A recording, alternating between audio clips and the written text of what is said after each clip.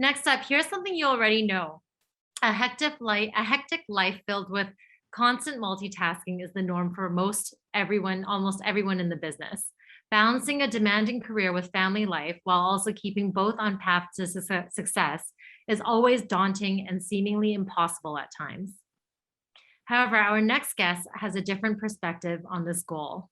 Chef Jane Young, owner and operator of Lift Breakfast Bakery and the Lift Production Bakery, is well-versed in the pursuit of the ever-elusive work-life balance.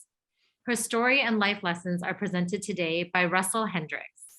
Campers, remember to put the questions in the QRA. The chat is awesome. Keep that going. But if you can put the questions in the QA, if you can put your questions in the Q&A, that would be amazing.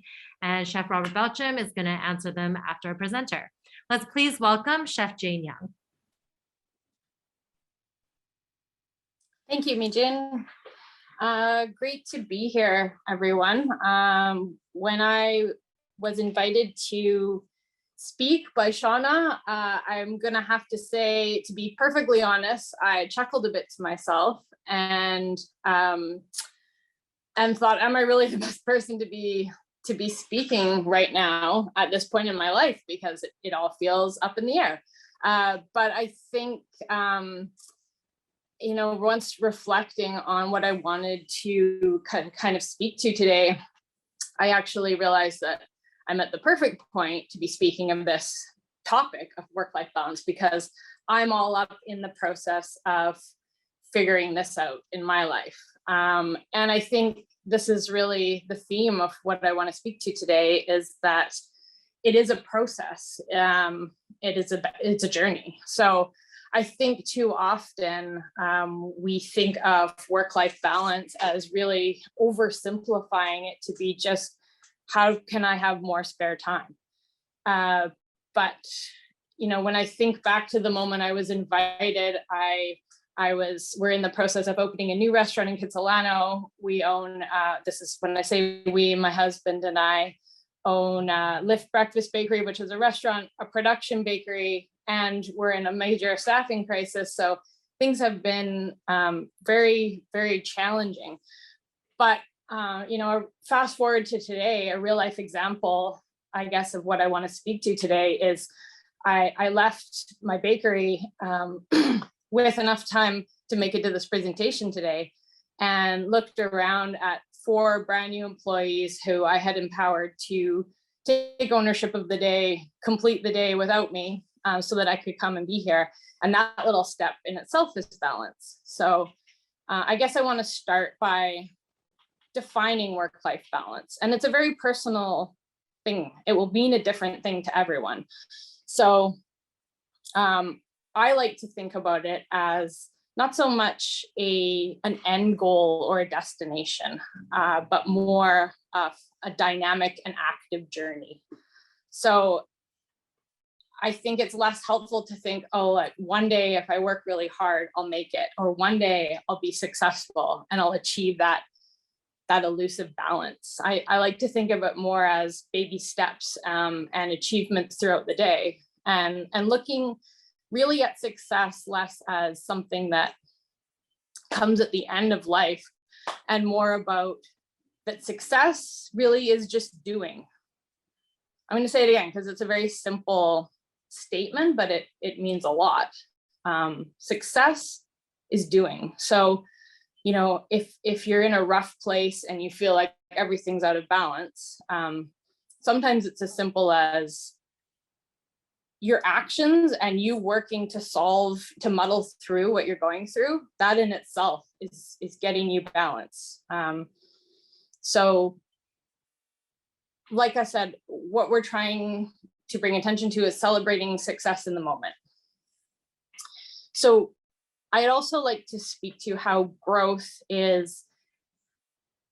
starts at the end of your comfort zone. So in my experience in growing as a chef and a mentor in the industry, is that challenge, drive, excitement, and intensity is all part of what makes my career as a chef so exciting. So I guess this is speaking to really the foundation of how to achieve balance, is chefing is very intense, and it's exciting, and it's a time commitment, and really that's the only way I've found in the last 15 years that I really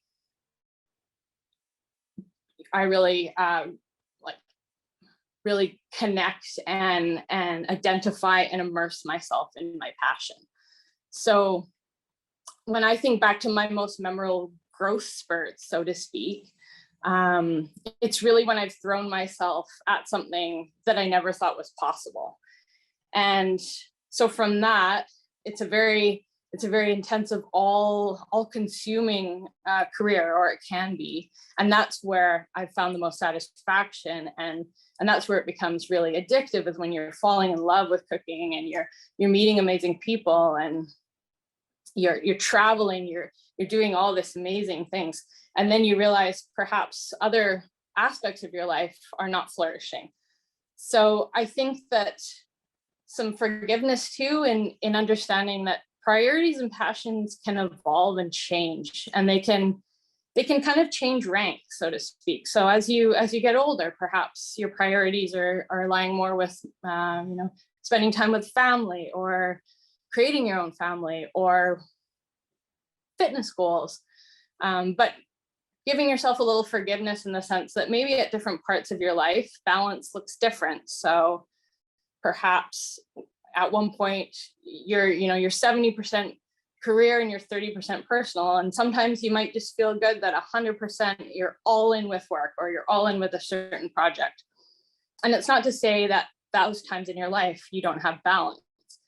When you think about balance as a journey and really an experience instead of a destination, I think it's much easier to see that really you're doing very well, and it's all steps towards the greater picture. I think a very important thing that not a lot of people start flushing through early enough in their career, I certainly wish I had more, was starting with your why. So why do you cook? Why is cooking important to you? And what are your goals with cooking? So once you start to really identify with what's drawn you to the industry, what's keeping you in love with the industry, what's motivating you, it's easier to draw yourself back in times of imbalance to, right, that's why I'm doing it. And it might not feel like that today, but maybe tomorrow or the next day, or 3 months from now, or a year from now, you'll understand that that was all part of getting you, or helping you achieve that balance. Another important component of this work-life balance is really accountability and integrity. So keeping true to your core values as a person and as a professional, and also that's aligning back to your why. I think also adaptability, and I'm going to say it casually, not freaking out, is really important. Things don't go the way we plan, I would say, in most parts of our life. But those of you who have cooked on the line or worked in kitchens know that every second things can go not according to plan, right? But part of still enjoying it is just working with that, adapting, finding solutions. And that's why I think so many people in this industry are some of the most resilient and amazing people I've ever worked with. And that's really what keeps this industry thriving and growing, is awesome people who are constantly evolving and changing. And that's going to be part of your growth as a chef and a professional. And that's what's, when you can really identify with that, that's really what's going to keep you motivated and moving. And then on a very kind of practical level, I would say there's a lot of mechanical reminders that you need to take into account to really thrive and have sustainability in this industry. Taking care of your body, for sure. It can be a very physical job. So exercise and health is super important. Maintaining and upkeeping personal connections and communication skills is very important. So things like this, even for me, are a treat. I would say anyone involved today is happy to be learning from other professionals in the field, and just remembering that you're not, sometimes we can be working ourselves into a hole and feel very isolated and unconnected to kind of, well, what is this all for, right? So staying connected and communicating not only with your staff and your coworkers, but with professionals kind of outside your bubble really keeps me engaged. And really like remembering to be inspired and creative. And that takes me back to why I originally fell in love with cooking. I had never worked in a restaurant or intended to be a chef ever in my life. I went to university and studied and did a Bachelor of Arts, and ultimately decided to go into cooking because it excited me creatively. And it was, I knew a passion that I wanted to pursue. And as it's developed into a profession, obviously days can get mundane. There can be very, very hard days, very, very long days. There can also be super fun days. So it's very important to stay connected to what originally inspired you to cook and what constantly keeps you excited. So making sure that balance happens in little steps throughout the day. So ultimately, to kind of conclude, I would compare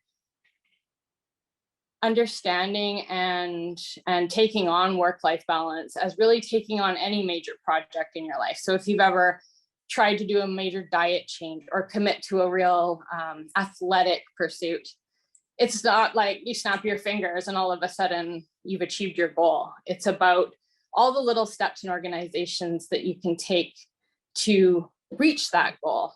And like I said, the number one achievement for me this year has been within all everything, all this, the dust storm and the pandemic and labor shortage and hard work and everything, is to remember that every day there's an opportunity to have a little breakthrough, whether that's one baby step or a major achievement or reaching out to a staff member. Those are all success, and those are all contributors to the overall work-life balance. So that's where I'll leave it today. And if anyone has some questions, I'm happy to answer. Thank you so much, Jane. That was amazing. I know personally, work-life balance has always been a struggle for me, and what you talked about really hit home. It's really about perspective and how you look at your life and how you deal with things on the day-to-day, as opposed to thinking about the things you don't necessarily have yet. Starting on a couple questions. You certainly touched on this in your talk, and I wanted to ask, how much of your approach is based on a healthy and supportive workplace, and how much is based off of your own self-discipline? And has that changed? Oh, that's a great question. I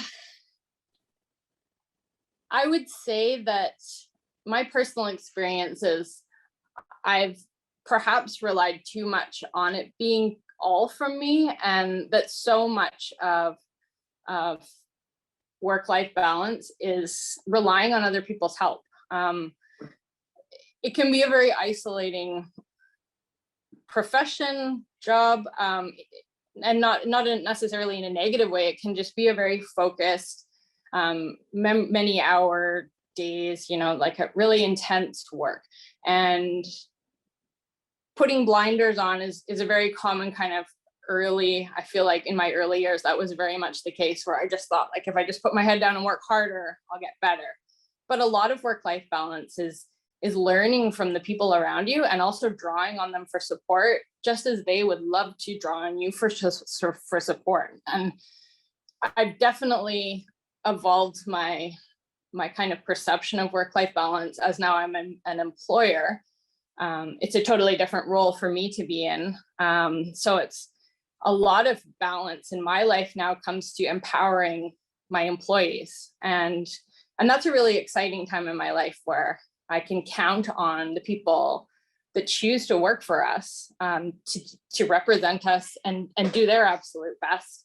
And what I've really found is empowering our workers really makes for, it's a mutually beneficial position, because people love to feel purpose and that they're helping and contributing.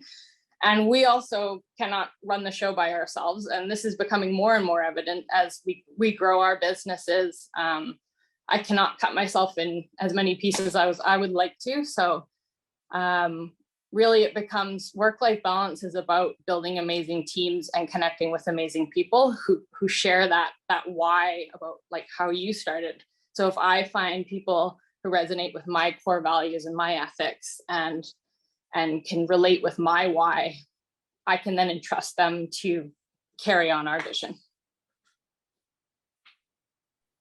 You work with your partner, it's your life partner. How Yes. does that play into your work-life balance? Do you support each other in when needed? I mean, you obviously know each other extremely well. How does that interplay between you two work within the context of the team and in the context of the restaurant? Yeah, that's another really great question. And we actually call ourselves Team FJ because his name is Fraser and I'm Jane. So, it's a loving and it's a really healthy relationship, personally and professionally. And one of our strengths is that we do come from different sides of it, which I think is very helpful, because I think if we were both chefs or we were both business people, we might, come to head a little bit more. But I think he respects me as a chef, and I respect him for his business background and his people skills.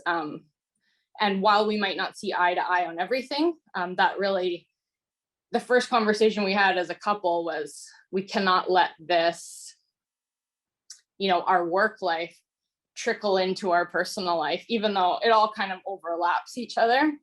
But I think we both agreed that like really honest communication and clear communication about everything, no matter if it was gonna offend the other person or not, when we're talking about work, it's work. And then ultimately a message that I really try to send to my staff too, because they see us working and being affectionate with each other, and obviously we're together. And that's a good thing. I love that. But something that we really want all our staff to know is the most important thing in your life are people you love. So family always comes first in our businesses, and we really want people to focus on coming in, working their butts off for us, and then going home and being with your loved ones. And I mean, that's also part of work-life balance. And that's a core value of our company, is that we want you in and out in 8 hours. And that might not always happen every day. And obviously different roles, we expect a little bit of different time commitment, but the goal is like, we love you when you're in our doors, and then you go away and you love your loved ones. That's a great message. I wish more owners took that perspective. Speaking to your family and your loved ones, what kind of advice could you give to the cooks and the chefs and the managers out there who, they half their life is at the restaurant and their loved ones are at home? What's some advice to help that relationship and keep that relationship strong when the time commitments in our business are just so massive? Right. So I think it's a little easier to understand and appreciate that time commitment from a partner's point of view, if they truly understand that why for you and why you do it and what it takes. So for Fraser, it was really enlightening when he first, asked me what I wanted to do. And I said, I wanted to open this little bakery that was also a breakfast restaurant. And he was like, well, great, let's make that happen. Let's fulfill your dream. And then we opened the doors and he was kind of like, oh my gosh, what have we done?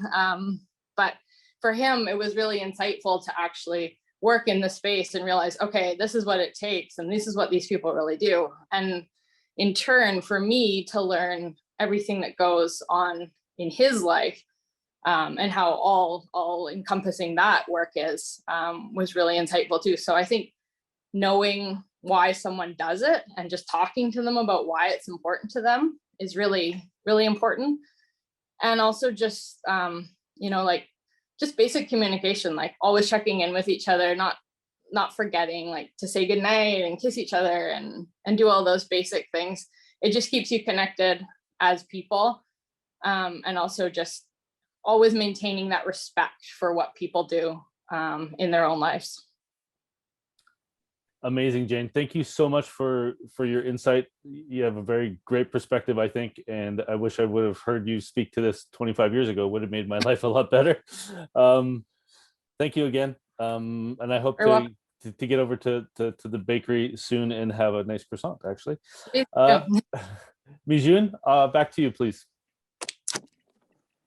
Great. Thank you so much, Jane. Thanks so much for joining us and for sharing just such personal stories and promoting a positive work environment of work-life balance in your own business. And that's all something every business owner aspires to do and be. So thank you so much for joining us, and on to the next prize. It's my pleasure to announce another happy camper. Our random name picker has chosen Dixon Leung, Leung, of Vancouver, BC. So Dixon Leung of Vancouver, BC, to be the recipient of a top-notch F-Dick knife and AMT saute pan donated by Carmelo at Food Supplies. Please note as well that these products are also available from our presentation sponsor, Russell Hendricks. And this would not be possible without all our sponsors. We really thank you them. Next up, I'm very excited about this guest, as I was about everybody else as well, but Robert Clark has been an advocate for sustainable seafood for longer than he'll admit to. Beyond his award-winning menus for Sea Restaurant and the Fish Counter, he was the founding chef of the Vancouver Aquarium's Ocean Wise program. He's like an OG. Recipient of the Murray A. Newman Award for Significant Achievement in Aquatic Conservation. And just last year, welcome to the Order of Canada. He's pretty much like the big fish. He is the big fish. Robert Clark is a cook, a mentor to many, and a natural leader. He'll be speaking today on mentorship and the sustainability of cooks and ultimately of our industry. His participation in COOKSCAMP is made possible by Organic Ocean Seafood, and that's our friends Steve at Organic Ocean. Please welcome Robert Clark. Good afternoon. I want to thank everyone who is taking our industry seriously enough to have joined us this afternoon. I think that all the conversations so far today have been very, very important. I would suggest that the difference between what we've been talking about up until now, it's been the crisis that's in our, some of the crisis that's in our industry, and the importance and the different aspects of what we can do and how we can move forward in a realistic manner. But I've been asked to talk about mentorship, and I think the fundamental difference between what I'm about to talk about and what we've been discussing so far is that we've been talking about the sustainability of our industry, where I believe mentorship is really the cornerstone of our profession. And over the last 40 years that I've been in the industry, I have seen quite a shift in what mentorship is and what mentorship means. I'm gonna take us back a little bit in the history, just the evolution of my path. And I don't intend on offending anybody. Everything that I'm mentioning is very broad stroke. There's exceptions to every situation that I'm talking about. There is and always will be exceptions. But I'm talking about from a personal what my experience was over the last 40 years with membership. And I think what we saw, and that'll get us set up to how we can talk about moving forward, or for the desire that I have to talk about moving forward. In the 70s, really we saw the tail end of what was traditionally a professional kitchens here in North America or in Canada. They were 100% manned by European trained chefs. It was a very structured, very, I wouldn't say militant necessarily, but it was very old school. And the advantage of the old school system was that the chefs were active participants in the mentorship of their cooks, of their staff. It was really the only way chefs could invest or keep their legacy going, or invest in the future. Because if you produced good apprenticeships with proper mentorship, then they went out into the world and people would look at them and go, hey, those are guys who are really highly trained. I want to go work where they were trained. And that was the value of mentorship for chefs. I mean, chefs were regulated. They were in kitchens. However long the kitchen was open, the chefs were in the kitchens. They weren't playing golf. They weren't, and no offense to any chefs that play golf or anything, like, they were in the kitchen. Now, it wasn't necessarily easy times. I mean, working in the kitchen's very hard then, as it's very hard today. But they were in the kitchens. And I think that, or I feel anyway, or what I saw, was knowledge that's acquired through repetition, or through being shown, guided, and then oversaw over a period of time. I think the fact that you had to write your own recipes down and to remember what the chef was telling you. I mean, we only had 3 cookbooks, Le Repertoire, Herring's Dictionary, and Larousse Gastronomique. You drew your inspiration. Your chef taught you how to cook, and these books gave you ideas about different ways of sauteing a potato, opposed to actually telling you how to saute a potato. And that was mentorship. That's how I viewed mentorship when I first got into the industry. Then in the 80s, the wheels started to fall off that wagon a little bit, because we started to see European chefs coming in that weren't of the same caliber necessarily as the ones that had come before them.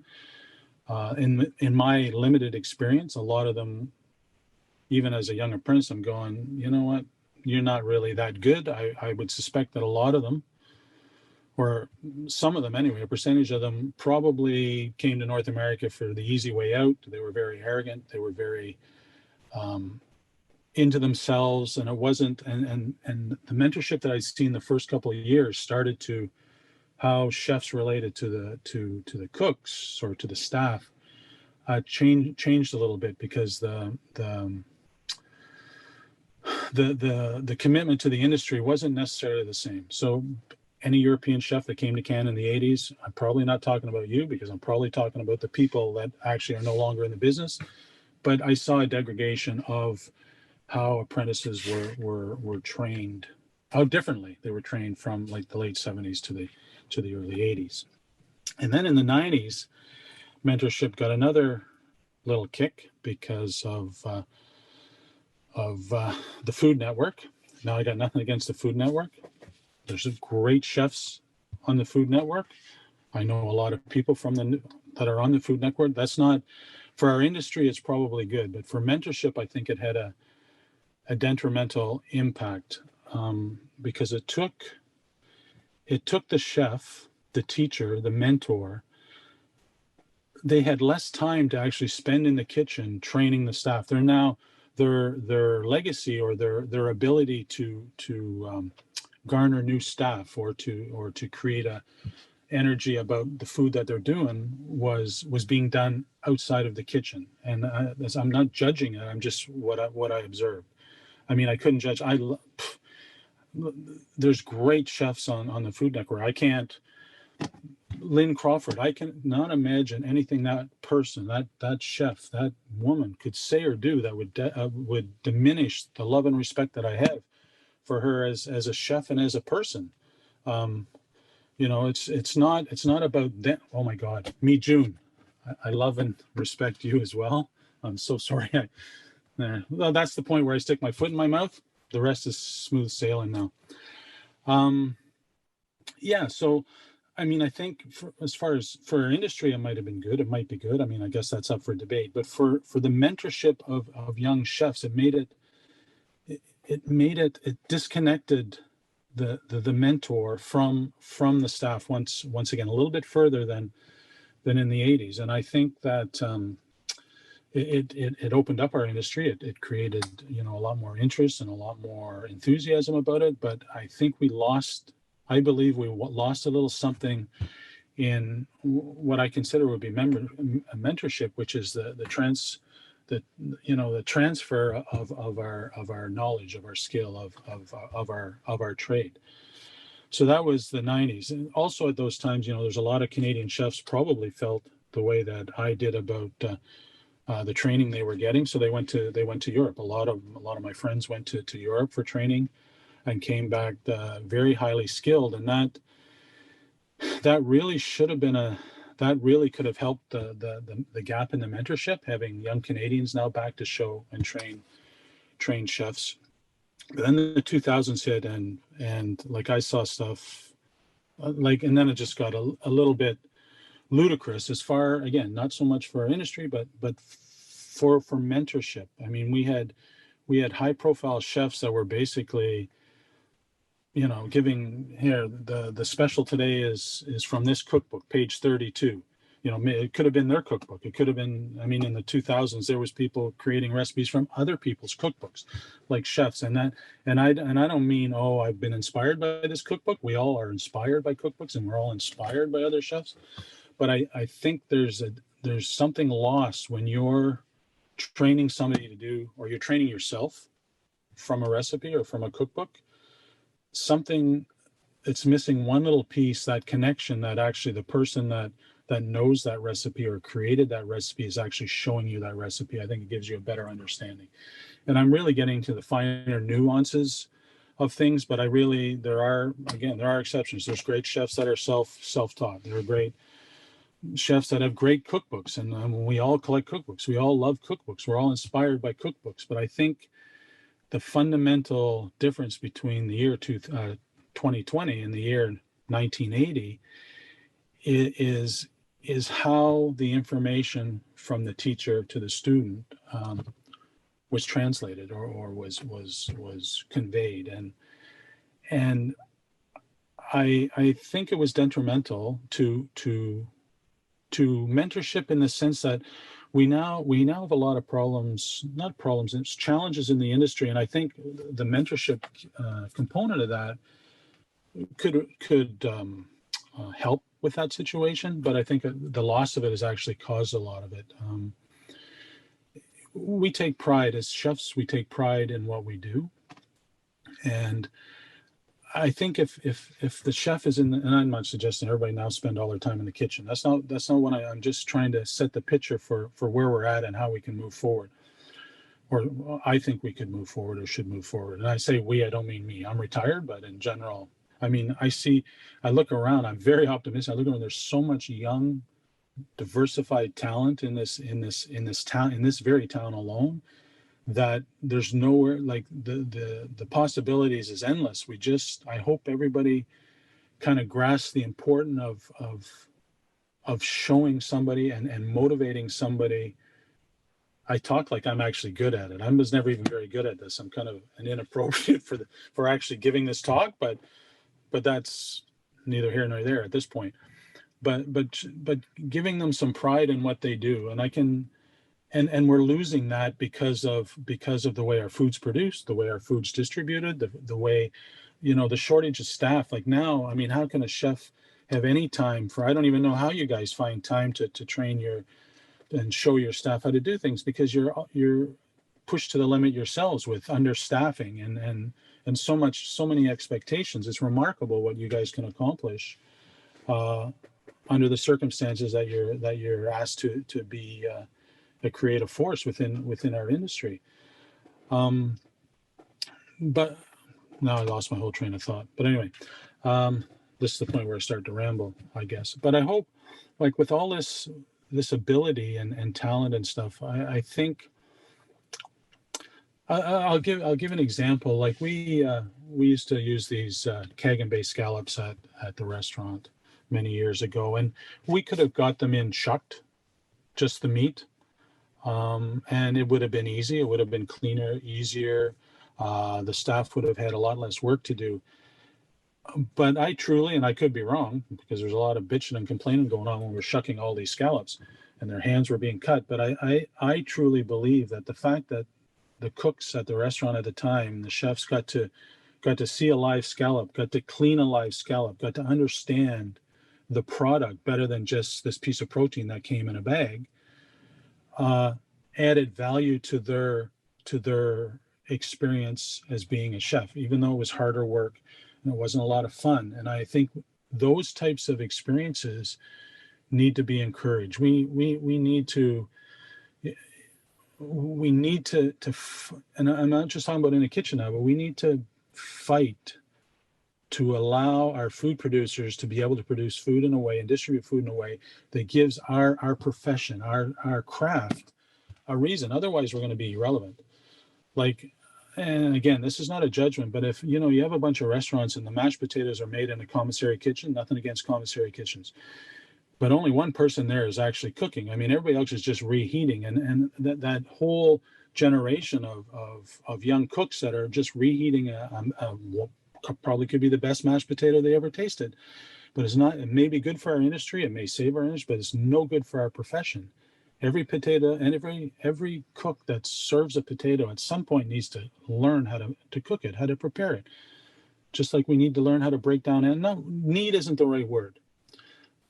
Just the same as learning how to break down an animal, a whole animal is so rewarding compared to taking steaks out of a bag. And that's the fight. And that's what we're learning. And that's when we talk about in our industry that people are fatigued or we're overworked and underpaid. All those things are very true. But in my experience anyway, I would go in on my day off if the opportunity. I've never deboned a whole lamb before. The chef's deboning a lamb tomorrow. I would go in on my day off because I was learning something. I was getting something from that. I wasn't tired. It was my passion and my profession. And so many young chefs today have passion and love of our industry, but they don't get that opportunity necessarily to get the reward of working. I mean, opening a bag for 12 hours, a plastic bag for 12 hours. I'm not harping on plastic bags, and I'm not talking about sous vide for all you guys sous vide guys.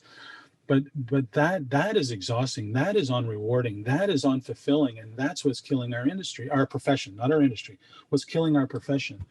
The ability, the opportunity to actually touch real food in any way, shape, or form on every level, I think, is a fundamental tool that we can use moving forward to help the sustainability of our profession. Because if we don't, we're going to be regulated to entertainment only, and we're going to be cook chefs are just going to be entertainment value only, and people will probably sit around being entertained by us actually probably eating shitty food. Who the hell knows? But that's my hope, and I know it's possible because there's so much passion and so much desire in today's youth that there's nothing stopping us, and I hope that you all really truly see that it's possible to making our mentorship programs better, increasing the pride and actually being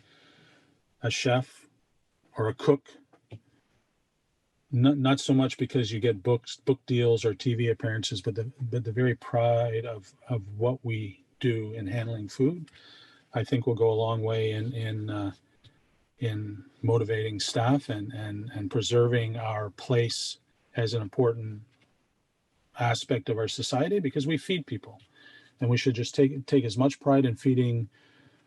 Oh, I'll rephrase it. We should take as much pride in cooking lentils as we do in cooking foie gras. The same passion and energy should go into that, and I think for most of you it does, and I think that's a key. And I've bored you long enough. Open for questions. Thank you. Rob, well, thank you. What can I say? Listen, well, let me start by saying it's been a privilege to have you as a mentor. Let's start there. And you're a lot better as a mentor than you think you are. And you're not fucking retired. Like, give me a break. Like, that's crazy. There's lots of questions coming in, and lots of stuff to talk about. But I want to start with one. And I saw Luke actually pointed this out too, is Luke and I are both better for shucking all those bloody scallops. I'll be the first to say that. It wasn't fun, but sure were tasty. Food cost was high because we ate them all.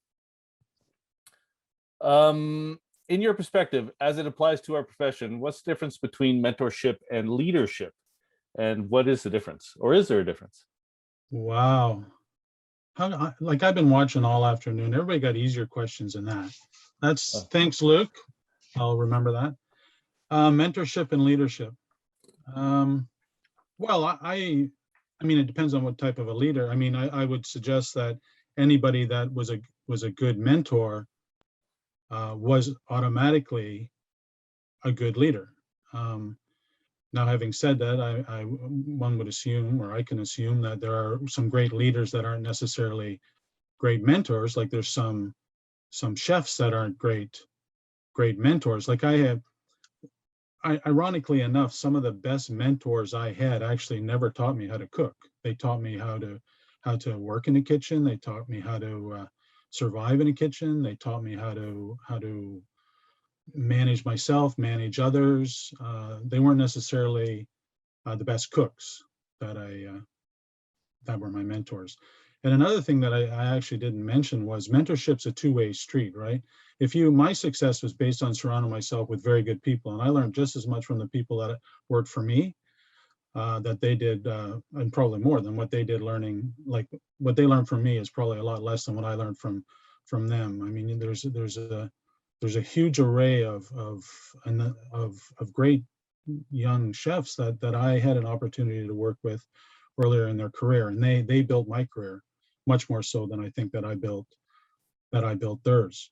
And that's another thing. All the great mentors that I had and all the great leaders that I had were always very confident enough not to be intimidated by the quality of the staff that they hired.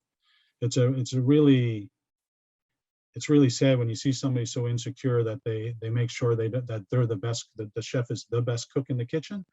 I don't know how sustainable that is, or how it's not logical for me. It may be the path forward for others. You notice I'm not answering Luke's question, but I am just talking to kill time. I don't know. I didn't answer that question. I mean, I think mentorship and leadership is the same thing, but leadership in mentoring. I mean, you could be a lead. There's lots of leaders of lots of different other aspects of it. A leader in our industry could be for, well, we'll talk whatever, you know. Right. I don't know how to say it. Well, okay, so we'll go from one really hard question to another one. This is actually Jesus. an impossible one. Yeah. How do we rectify the gap in wages between what's being paid for cooks for the level of skill that's actually needed to be a good cook? Jesus, I didn't even want to touch on that. Oh my God. That's a whole nother afternoon, Rob. A whole other afternoon. It's a big one. But any perspective would be great. I mean, well, my perspective would be that when you were a Red Seal chef in 1980, you were trained. By then, you had cooked eggs right up to foie gras. You actually, this is where I'm going to start upsetting people that probably work really hard at trying to improve this. But you were trained, and you were allowed to be trained. And when you went to work in a kitchen, I mean, it was easier then, mind you, it was easier then because everybody was doing French food. So everybody, if you said make me a hollandaise, would make a hollandaise. Some would be better than others, but at least they would all have eggs and butter in it, right? Like, I don't even know how you can call a sauce a hollandaise if those two components aren't at least in there, right?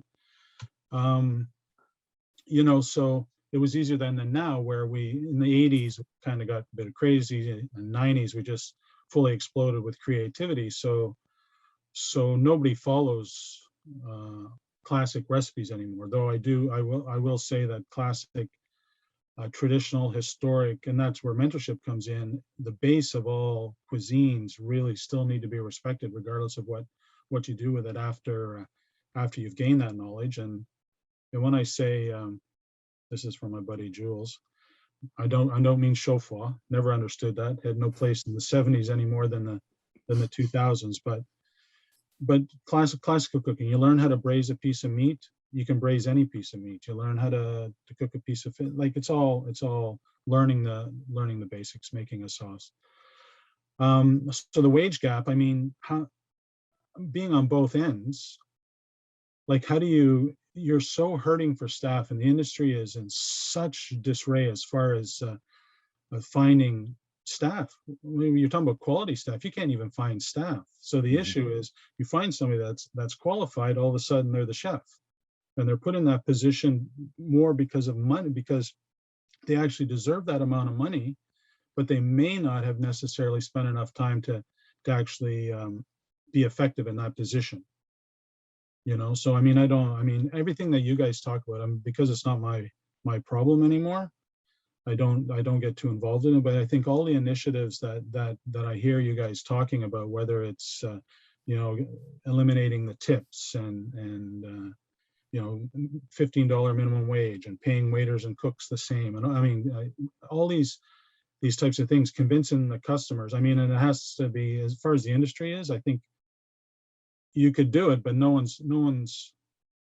everyone's going to agree. So I don't know how you're going to accomplish that. But I mean, if everybody raised their prices, what choice do diners have? I mean, the argument is always going to be that we're not a necessity. You know, it's disposable income that we get from. A plumber can charge whatever he wants, a cook or a restaurant can't. But I would argue that so much money is spent in the hospitality industry. Yeah, I don't know. Maybe everybody would be eating at what do you call those, Subways or something if it's the food. No, it's true. It could go that way, right? Well, I mean, that's a perfect segue into another question, because prepared and convenience ingredients and, you know, like robot cooks aren't going anywhere, especially in the service models that consumers are used to now. Do we need to redefine what the professional kitchen is in this marketplace? And do we draw a line between the entertainment side of the industry, who follow that model, use robots and all pre-prepared food, and the professional side, where real food is cooked by real cooks and with real ingredients? You will know my position on that. The question is, can I say it out loud in something that's probably being recorded? You know, like, why do you think I asked it? You know, I mean, it said 25, well, I don't even know how many years ago. I mean, the leading restaurant, BC Restaurant News or whatever the hell the magazine was. I mean, the front page is, oh, hospitality is up by 58%, and we are proud to announce that there's 17 new Subways opened in British Columbia. That's not a happy story. That's a sad story for our profession, not necessarily for the hospitality industry. So yeah, maybe redefining what I mean, the term chef and the term cook. I'm a cook. I've been a chef, but I'm a cook. I am a cook. You're a cook. So many of us are cooks, but the pinnacle or the pedestal we're all trying to achieve is being chefs. Now, you know, maybe we need to come up with a new term, a new terminology so when, I mean, English doesn't have a lot of words to begin with. The French probably have a word for this already, but, you know, to differentiate somebody that handles food, serves food, feeds people, but is highly trained in taking raw ingredients and transporting and transforming them into something wonderful, somehow through the use of language, differentiated between somebody that serves food and is in the hospitality industry and feeds people, but is warming stuff up. And I don't want to discourage or offend any of all the people watching today. Maybe you're in that position where you work somewhere that you enjoy warming stuff up, reheating what somebody else actually made or cooked or cut or clean. And that's, if you're happy with that, there's nothing wrong with that. If the people that are doing that job are fulfilled and are having a rewarding life and living a fulfilled life. I just believe that isn't the case, and there was a lot less dissatisfaction in our industry, not because of preconceived notions, but the fact that there was some pride in being able to do something your mother couldn't do. Quite honestly, my mother could set up in the early 2000s, my mother could have set up a restaurant menu and picked the top 5 cookbooks and had a leading restaurant, because we saw that happen. There's no pride, there's nothing learned or nothing gained there for our profession. Right. Yeah, so Yeah, I don't know. I'm just rambling now. I'm just trying to hit on political points because I didn't really get to rant on my little talk. We'll rant about this one. My next question is it's a tough one. I talked to a lot of young cooks, a lot of young chefs, and you had mentioned earlier that a lot of people are put into positions that maybe they're not necessarily ready for. So if you're put into that position and you realize it probably pretty quickly that becoming a manager of people, a chef, is a lot better. There's a lot more to it than just having a nice Instagram post or having a cool looking menu. So what advice would you give to those young chefs who are in that position and they have to learn how to be good managers and an actual chef on the fly? Well, I would suggest that if you're good enough to get to that point, you probably were fortunate enough or skilled enough or like raw talented. You had enough raw talent that you've accomplished X amount as far as the actual cooking part of it is concerned. So I based my leadership or lack thereof role and how I handle myself is I just mimicked my mentors that I appreciated and didn't do what the mentors that I didn't like, the chefs that I had that I didn't think much of. I never repeated anything they did, and I only repeated the habits or the techniques of the chefs that I did respect and I did learn something from. I would say that if you the less ego you have, probably the easier it is to lead other people. I would suggest that in today, I only have from the old way or from the past, but I'm inclined to believe that in today's environment, there's a lot more cooperation, or there's a lot more need for or the need that's been created has brought a lot more chefs together to work together. And I mean truly work together. Even in my day, we worked together, but we were still really trying to outdo one another, sort of, in a subliminal way. So I think reach out to your friends, reach out to your mentors, reach out. Don't think that because you're now in charge that you're alone, because it will feel like you're alone, and you are going to be called upon to make the decisions that nobody else wants to make or has to make. So reach out to your circle, to your friends, to your support group, and build a support group, find a support group. And I'm just talking about managing a kitchen now, right? Like there's just so many avenues of education there. As far as the managing of people or the managing, never ask your staff for anything. Don't expect anything more from them than you expect from yourself. Never ask more from them. If you're the leader, don't be the chef, don't be the last one in and the first one to leave. I suggest that's probably not a good strategy, even if you have to go prepare on television. Another good question here. What part can a good diner play in the sustainability of the culinary profession? A good diner, my God. Well, I did discover something being the owner of the fish counter that I never had the opportunity to discover working in high-end restaurants. Is when I sold the fish counter, I probably had the largest percentage of wonderful customers that I've ever experienced in my life. And I think back why that is, and I know why that is because when customers came in that I didn't like, I told them I didn't want their money. And I'm not suggesting anybody can do that except for me, but I got rid of them. Like anybody that wanted 2 ice cubes in their drink and I gave them 3 and thought that was an important, that was like ruining their whole day. It's like, you know what? The world's got a lot more problems than how many ice cubes you have in your drink. Piss off.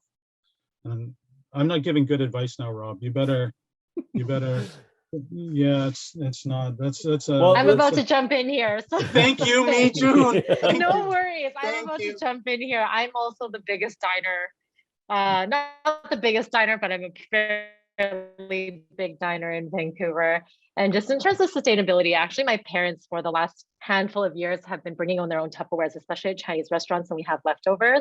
And I always know Robert was kind of always promoting that, like, if you can, bring your own water bottles, bring your own Tupperware. And I remember I used to be so embarrassed of that. I was like, oh no, is this like, typical Asian parents bringing on their own Tupperware? And it's like, clearly from a sustainable perspective, like it's such an awesome thing to do. I'm so proud of them for doing them now.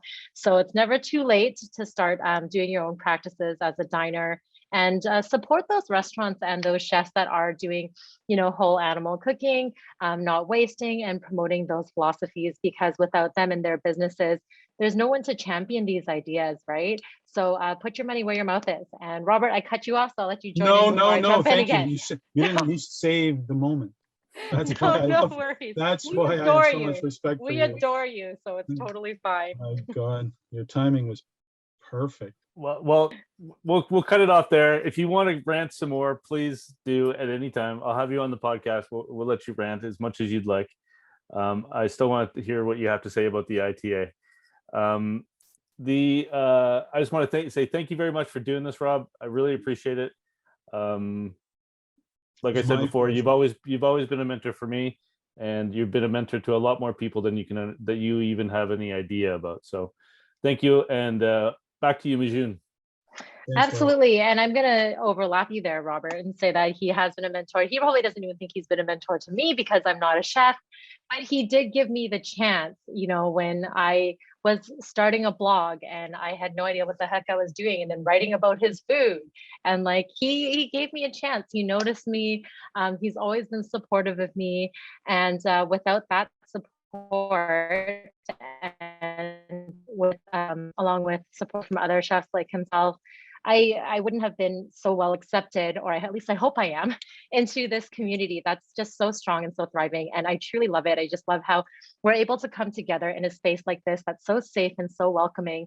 And I think such a big message that we've been discussing is like, of course, there's, lean in, we talked about, but also lean on each other. That's exactly what this is about. I know during the pandemic, when we're supposed to be spaced apart, like, this is the perfect opportunity. Like, we're available virtually. I try to reply to as many messages as possible. I know I'm not a chef, but I'm in this industry. You guys keep me well fed. So I'm happy to talk to people as well. So I'm available too. Anyways, let's go into another prize. As you can tell, we have one last prize to give out. This amazing Nespresso machine is donated by Charlie of EBS Pro. So thank you so much, Charlie, for donating this Nespresso machine, and it goes to Emily Lim from Richmond, BC. Emily Lim from Richmond, BC, you've won this Nespresso machine. Congratulations, and watch for your email for details on how to claim your prize. Now, that's all for me as your host today. It's been a sincere pleasure to be camped in your company. Now, please welcome back Darren and Robert from the Chef's Table Society with some important news on future events. Bye.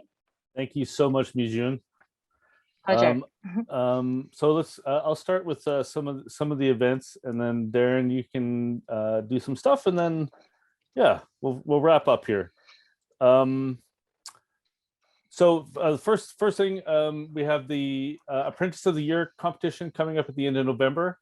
If you know any young cooks who would like to participate, please send them to Poyan's way. It's such a great event, and it's a great way to help with the mentorship of our industry. So it's come to the CTS website to find out more information. Big announcement today, starting tomorrow, COOKSCAMP 2022. The tickets will be on sale. We're actually going to, hopefully, if everything works out the way we want it to, it'll be in person. It's going to be in Pemberton at North Arm Farm, the middle of September. Please go to the cookscamp.ca website for more information, and that's the gateway to get tickets. And there'll be information about camping, and our hotel partners will be in there soon. And there's early bird pricing right now. And then we're going to, over the next 2 months or so before Christmas, we'll have the whole lineup. I hope we'll have the whole lineup of who's presenting and all of the activities we're going to be doing. But it will for sure have the world's largest staff meal. We're going to get a Guinness Book of World Records, I think, if we do this one. And everybody who's an attendee today or who participated today gets one of these. This is a COOKSCAMP 2021 badge. You can put it on your bag or wear it on your chef's jacket, or I don't know, carry it around your wallet. It's pretty cool though. Darren. Thanks, Robert. I really want to thank, of course, to start with, all of our sponsors and prize suppliers. So Two Rivers Meats, Knifewares, La Cruisette, Gordon Food Service, the Wickeninish Inn and the Point Restaurant, Appetite by Random House, Clubhouse for Chefs, Medium Rare, Russell Hendricks, and of course, Organic Ocean. Thank you so much. We couldn't do it without your support and help. I want to thank all the presenters for giving up their time and sharing their knowledge. What a great afternoon. A perfect example of what the Chef's Table Society is all about. And I really want to thank my fellow board members for all the hard work that was done behind the scenes to prepare for this day, to make COOKSCAMP 2021 happen. I think it was a really important thing to do. It wasn't the original vision, but as so many people talked about today, we adapt and we learn from this, and super excited about getting together in person next year and doing COOKSCAMP 2022, as well as just really looking forward to hosting in-person events again. Chef's Table Society, it's such a great part of what we do, is getting and connecting people together, chefs and diners, etc. And I always really enjoy the energy of those events. So I'm looking forward to the upcoming year and doing some in-person events. I have one last thank you, and then we're done. It's for our executive director, Shauna Gardam. Her tireless work in making this happen today has been instrumental, and I can't thank her enough for all of the hard work that she's done. She's behind the scenes, directing everybody and telling everybody what to do, and it's amazing to have her on our team. Thank you. Thanks, everyone.